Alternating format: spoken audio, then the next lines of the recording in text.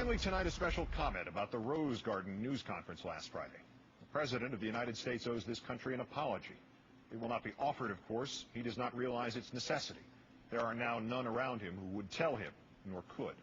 The last of them, it appears, was the very man whose letter provoked the President into the conduct for which the apology is essential.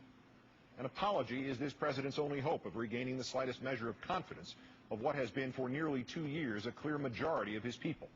Not confidence in his policies, nor in his designs, nor even in something as narrowly focused as which vision of torture shall prevail, his or that of the man who has sent him into apoplexy, Colin Powell.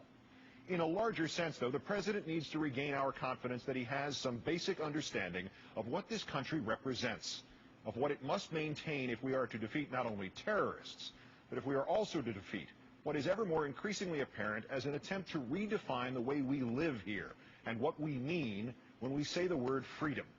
Because it is evident now that if not its architect, this President intends to be the contractor for this narrowing of the definition of freedom. The President revealed this last Friday as he fairly spat through his teeth words of unrestrained fury directed at the man who was once the very symbol of his administration, who was once an ambassador from this administration to its critics, as he had once been an ambassador from the military to its critics. The former Secretary of State, Mr. Powell, had written simply and candidly and without anger that the world is beginning to doubt the moral basis of our fight against terrorism. This President's response included not merely what is apparently the presidential equivalent of threatening to hold one's breath, but within it contained one particularly chilling phrase. Mr. President, former Secretary of State Colin Powell says the world is beginning to doubt the moral basis of our fight against terrorism. If a former chairman of the Joint Chiefs of Staff and former Secretary of State feels this way, don't you think that Americans and the rest of the world are beginning to wonder whether you're following a flawed strategy?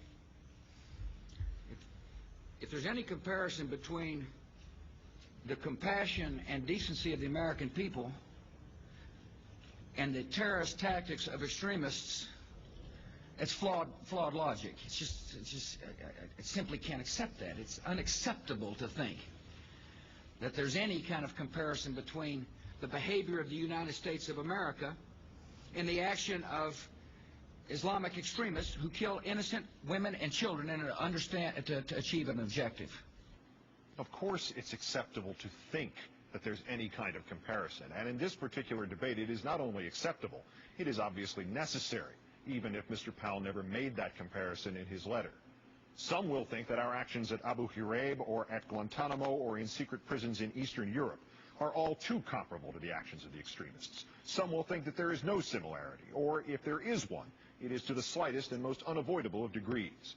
What all of us will agree on is that we have the right, we have the duty to think about the comparison. And most importantly, that the other guy whose opinion about this we cannot fathom has exactly the same right as we do to think and say what his mind and his heart and his conscience tell him is right. All of us agree about that, except, it seems, this President.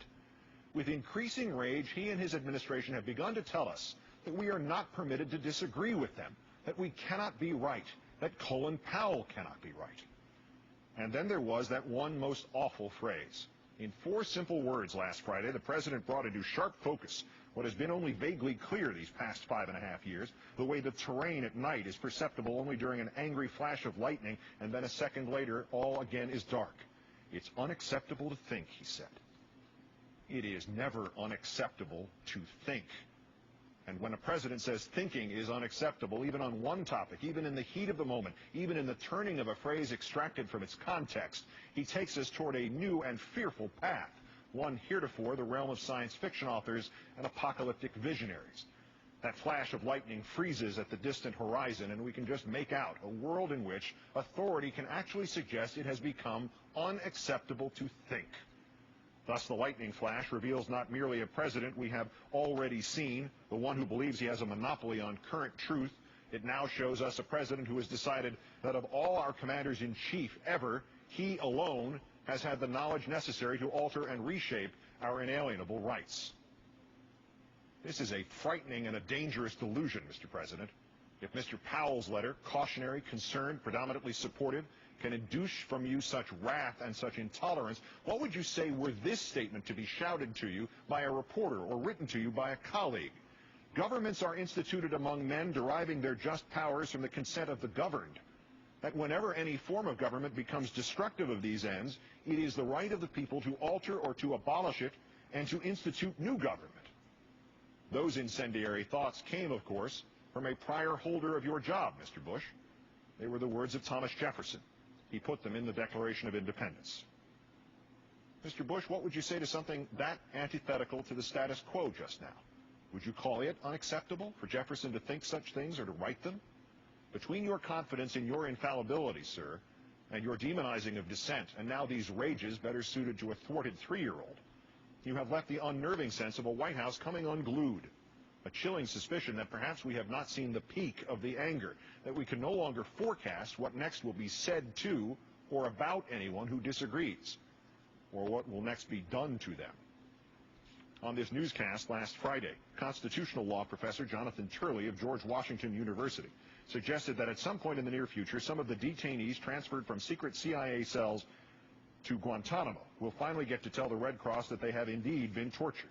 Thus, the debate over the Geneva Conventions might not be about further interrogations of detainees, but about those already conducted and the possible liability of the administration for them. That certainly could explain Mr. Bush's fury, but that, at this point, is speculative.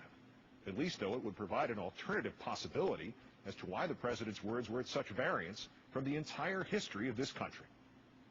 For there needs to be some other explanation, Mr. Bush, than that you truly believe we should live in a United States of America in which a thought is unacceptable. There needs to be a delegation of responsible leaders, Republicans or otherwise, who can sit you down as Barry Goldwater and Hugh Scott once sat Richard Nixon down and explain the reality of the situation you have created. There needs to be an apology from the President of the United States. And more than one. But Mr. Bush, the others, for warnings unheeded 5 years ago, for war unjustified 4 years ago, for battle unprepared 3 years ago, they are not weighted with the urgency and the necessity of this one. We must know that to you, thought with which you disagree, and even voice with which you disagree, and even action with which you disagree are still sacrosanct to you. The philosopher Voltaire once insisted to another author, "I detest what you write, but I would give my life to make it possible for you to continue to write." Since the nation's birth, Mr. Bush, we have misquoted and even embellished that statement, but we have served ourselves well by subscribing to its essence. Oddly, there are other words of Voltaire's that are more pertinent still just now. "Think for yourselves," he wrote, "and let others enjoy the privilege to do so too." Apologize, sir, for even hinting at an America where a few have that privilege to think, and the rest of us wind up getting yelled at by the President. Anything else, Mr. Bush, is truly unacceptable. I'm Keith Olbermann.